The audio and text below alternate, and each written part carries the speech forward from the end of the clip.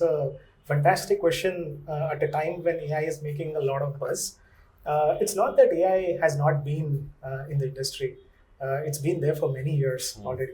But now it is gaining popularity for the fact that we are now able to interact with AI in a way probably nobody would have thought of doing so, right? The generative AI as we speak.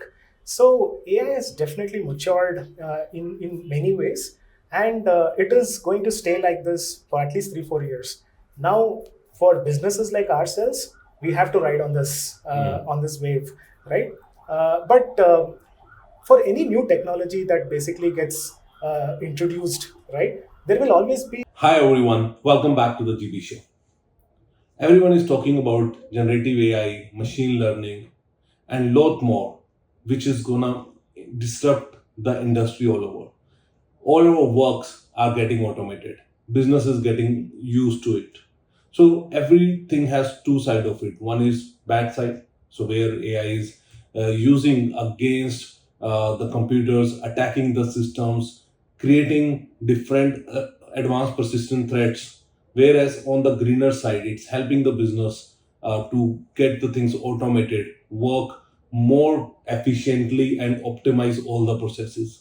So, to have a discussion on this particular topic, I have with me Suresh Kumar.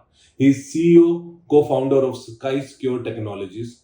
From him, we are going to get the entrepreneur perspective on generative AI, and we are going to learn about the co-pilot program which Microsoft is running and how it is going to benefit the different businesses altogether. We are going to see how the services business is different from a platform or a product based business, and how the overall channel partner ecosystem works here. So let's hear Suresh.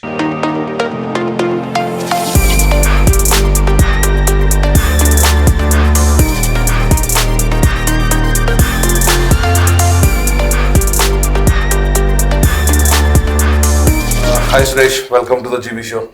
Thank you. Thanks for having me on the show. Pleasure is mine, sir. So I think Bangalore weather is awesome. I'm already loving it. But to start with, I want to know what changed you. So 20 years of experience in Accenture, Wipro, Microsoft, but then you start off being an entrepreneur, right? It's 2.5 years you started Skysecure Technologies. So what was the reason behind it? And also just tell my audience about your journey so far, what you have done Sure. and all. Yeah, thank you so much. So the journey has been really fulfilling thus far. When I started my career, like you said, 20 years into IT industry, learned a lot being with the veterans in the industry. And then finally, my last stint was with Microsoft. Okay. So when I worked with Microsoft, I was handling the channel partners for India. And that's when I happened to meet few more fantastic people in the industry. And one of them is Nitin Ramigoda, who's the other co-founder of Skysecure Technologies. For us, it was about starting a business with a purpose. Of course, everybody has the same ideology, but our purpose was, how do we get the myriad of technology that we are talking about today, how do we get this technology closer to business? Okay. Because when we were working with our set of customers, our set of partners during our times with Microsoft, we could definitely see that there was a potential for us to come up with a service that can literally touch the customers in a way that it will benefit them for the investments that they are basically doing. So that's how the idea of Skysecure started. While services business was one of the areas of our process or one of the areas where we wanted to invest, likewise, we also started looking at how we can also build a platform. Because when I say I want the technology to be closer to the business, I can't do that without a platform, right? So that's where we also started working on certain platform initiatives. Maybe too early to answer that at this stage. But yeah, maybe But the time to come. I think that is how the industry trend is. The product is everything which you can have. But let's talk more on the services that which you are doing in. But I think you have been catering to many services in the automation phase. But before we say that what you are doing, I will like to understand your vision on all the buzzwords which we have around automation and machine learning, and people are talking about artificial intelligence, and you have been doing a great work in that space. So, what do you think AI's role in cybersecurity? Let's talk from that perspective. Absolutely. I think that's a fantastic question at a time when AI is making a lot of buzz. It's not that AI has not been in the industry. It's been there for many years already. But now it is gaining popularity for the fact that we are now able to interact with AI in a way probably nobody would have thought of doing so, right? The generative AI as we speak. So AI has definitely matured in many ways, and it is going to stay like this for at least 3-4 years. Now, for businesses like ourselves, we have to ride on this wave, right? But for any new technology that basically gets introduced, right, there will always be a little bit of market apprehension, right? Because especially when we talk about AI itself, right? AI, if it is used ethically, it is a great solution that way. But you also see the counter of having AI when somebody can basically play with it unethically, because it's all about prompts and how you prompt it, right? Now, in the context of cybersecurity, earlier what used to happen is the threat actors or the adversaries, they would basically go into the dark web, and from there they would basically pick up resources that are there that can be used in initiating an attack on a business, right? So if you really look at the adversaries today, or even traditionally, adversaries would basically go into the dark web where there is plethora of resources that are available, which they can use to initiate an attack on any business, right? But with the AI, they don't have to really even now go into those resources. They can simply use a better prompt where the AI itself can tell how to initiate an attack on a business, right? So that's the downside of technology. But I think the ethical practices that are being trained into those models will probably help contain it to a large extent. But while this is the flip side of it, I'll tell you what is the greener side, right? So if you really look at the greener side of it, the artificial intelligence can literally help solve for some of these myriad of problems, which is very tricky or tactical to understand. Because what would happen is, again, I'll give you examples of how business basically act on attacks, right? Because they will definitely put a person at a problem, right? Yeah. There is a SOC team. There are people who are trained as analysts who are now supposed to go and understand the attack and then start remediating it, right? Just imagine the burden on that person who's acting on that incident, because these are new age attacks. There are no patterns or no methodologies to that, right? So it becomes challenging for the SOC team itself to kind of come counter these kind of attacks. Where the AI can help is basically become the additional support or the arm for the SOC team, where they can simply prompt the AI to help them decipher a particular attack, right? That way, you can imagine how the lengthy process of going and debugging a problem can just get solved in a fraction of a second. So like this, there are many business scenarios which AI can basically bring in, especially in the context of cybersecurity. Fair enough. And when we say doing AI is doing a lot of things, what your experience have been with the AI actually? Because I think every vendor today talk about there's a AI they are using, but are they actually using? And when I look into the product, when I can say it's a automation, it's a if-else statement, or it's actually AI. So what kind of experience you had from the AI side? Sure. Maybe I'll dig a little bit deeper rather than using the generic term AI. Maybe we get a little bit dig into, let's say, a solution.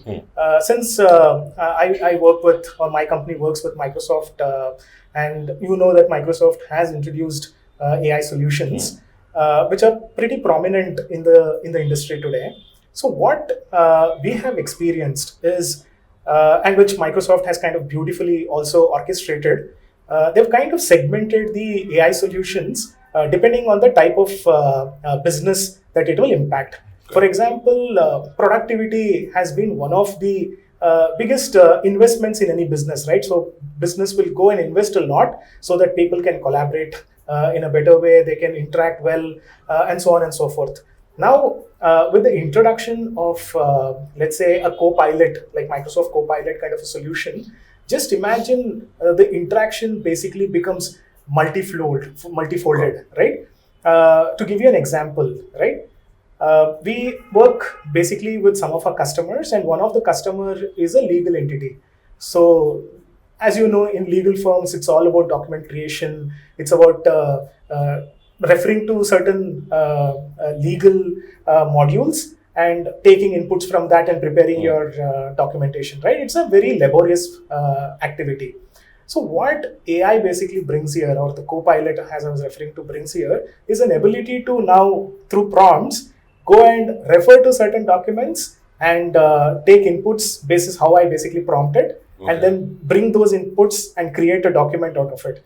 So we've kind of seen these kind of use cases getting built with our customers. So this is just one example that way. And in fact, we are also one of those early adopters of AI within our own organization, because we feel that the adoption of AI will definitely improve the productivity in many ways, right?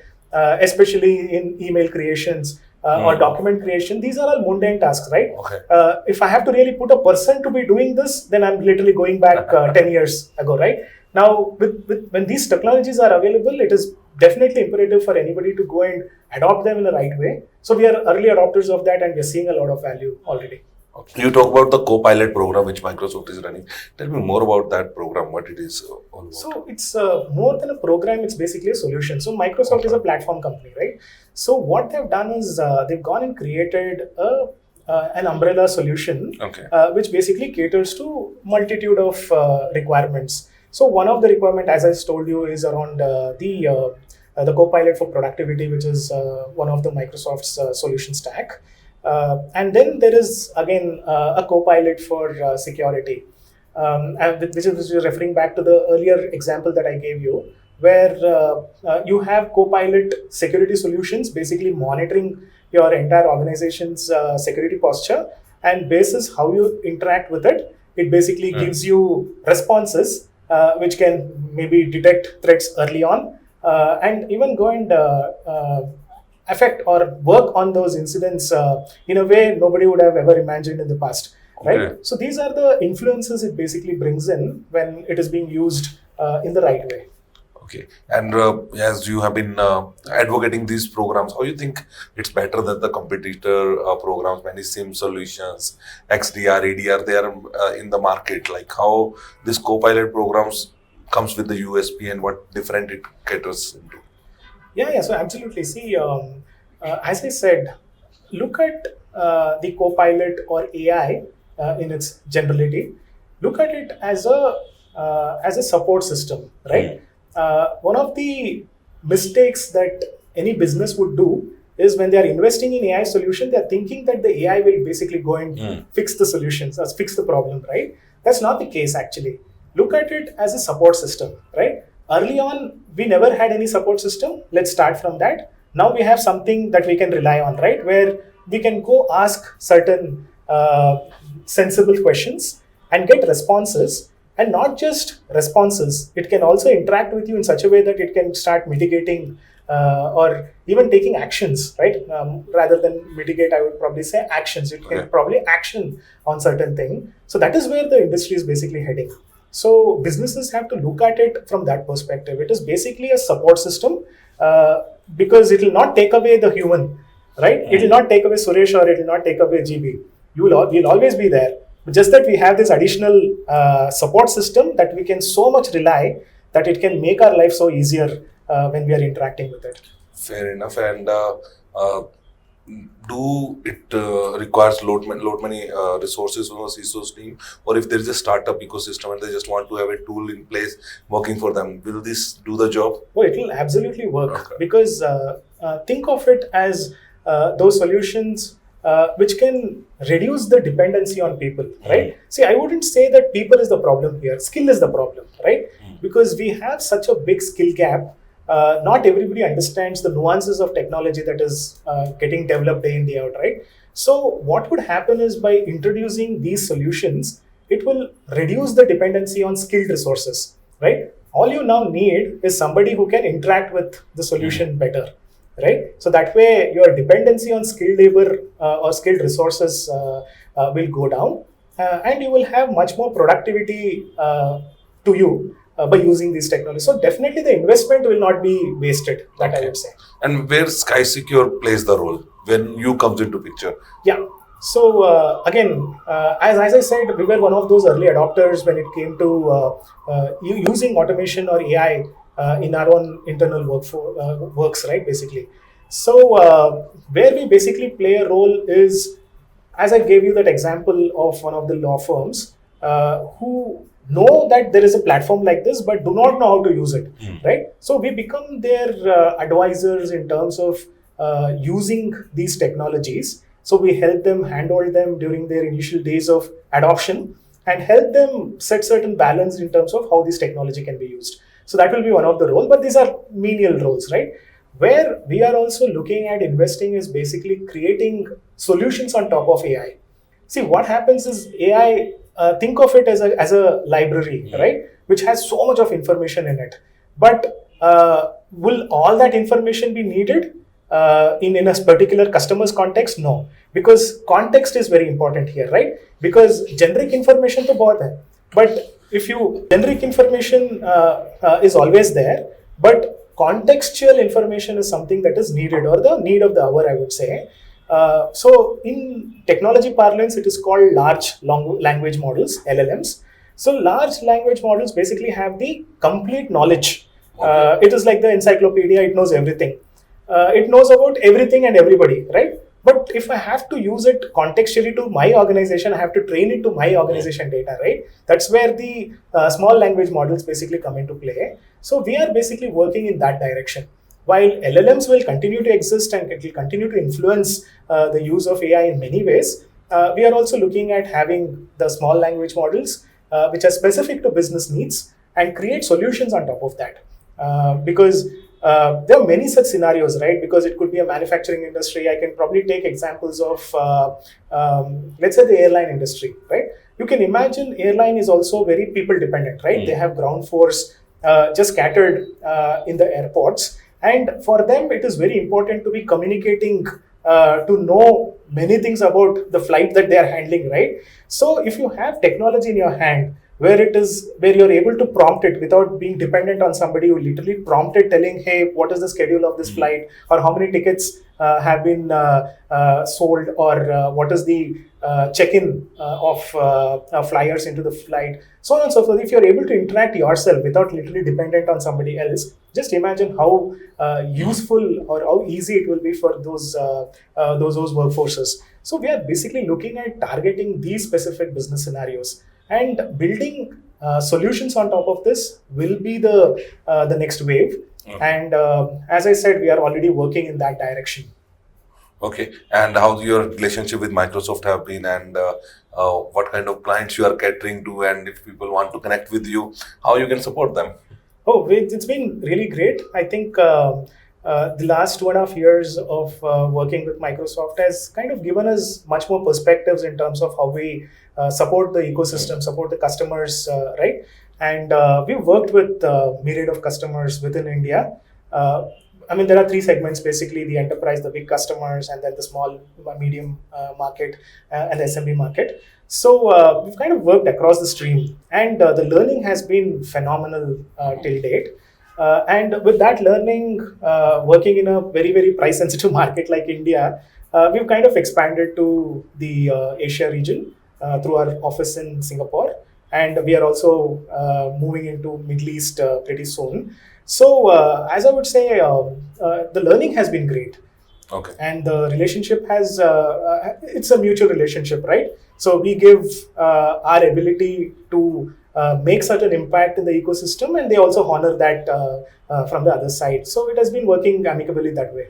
So you mentioned price sensitive market India is, right? So whenever you go for any organization and you want to, say that, okay, this is a service, like maybe we want to help you with building up that. So everyone talk about what is the ROI will get out of it. And because there are already many tools or programs which I'm running. So now for enterprise, it's different. For small businesses, it's different.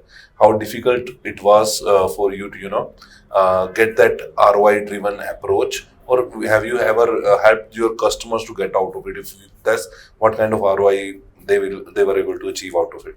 Sure. Great question again. So, see, we do this day in and out because this is our bread and butter, right? So, when we work with our customers, the reason why they value us is because we work with them as a trusted advisor. So, what is the trust that we basically bring in to the table, right? See, one of the fundamentals that we work with the customer is looking at what is that you already have, right? What is that you already invested in, correct? It's not that there is any business which does not or have not invested in any of these technologies. They have, but just that they do not know whether they are invested in the right set of technology, whether they're using it to the best of the investment that they have made. Is everything covered from the technology stack that they have purchased? Is everything covered off? So these are some of the unknowns that businesses will continue to have, and this is where our support in the ecosystem basically comes into play. We work with the customer, helping them understand what is the ROI through certain ROI activities, and then the TCO basically comes out of it. So all of this basically helps as those initial stepping stones with the customer, because of which they start valuing us, right? And that way it becomes easier for us to sustain that relationship with the customer, right? Because they know for a fact that we are helping them in every step of their journey as they try to adopt some of these new age technologies, right? Okay. And as per you, what all customers should go for Copilot? Like, what is the any prerequisite or anything that this set of customer or people driving these things or having this kind of vision must go with this program? No, I would say there is no such requirements per se. Think about this as I told you, right? It's basically a co-pilot is basically your companion. Look at it as a companion who can basically help reduce the mundane tasks that you're basically doing, right? Because if I really have to recall, right, before the usage of AI in our own internal purposes, just imagine that if I had to create a document, if I had to create a email, or any of these, if I had to work on an Excel sheet, just imagine it's time consuming, right? Because I have to go research and then come back and input it in my document. Now with AI, I can do it in a jiffy, right? Because I know what I have to ask the AI, and those prompts will help me get the right responses. So that's how we should look at how AI will influence our day-to-day work. So the AI, if you ask me, is AI really important for everybody? Yes, it is. It is going to be the de facto, right, for everybody. If I have to call out the Maslow's law of hierarchy, maybe Wi-Fi probably would be on the top of the list. Maybe I can say that Copilot or AI will be one on top of it now. Okay. So we can introduce one more layer to it. So it is going to be mandatory for anybody and everybody in their day-to-day work. Fair enough. Thank you. Suresh, it was great talking to you. My maybe last question I would like to ask you that how you see 2 or 3 years down the line, what is the vision of Skysecure from here in next 2 to 3 years? Yeah, definitely. So as I said, while we have a lot of vision in terms of trying and reaching out to customers in such a way that we influence them or we impact them in a better way, right? So that way the customer also remembers us. So in that endeavor, we've been working on certain technologies, certain platforms, which we want to basically take it to the market. That way, we will see something reciprocating within the market as we venture into that. Fair enough. Looking forward to have another episode with you when we have this products with us, and I will love to talk about that, what the capability and those products have. So all the very best for that. Thank you so and much. Thanks for being on the show. So we have a small hamper for you. Thank you. Oh, this is great. Thanks. Yeah, thanks. Thank you guys, and I'll see you next Thursday. Till then, take care. See you. Bye bye.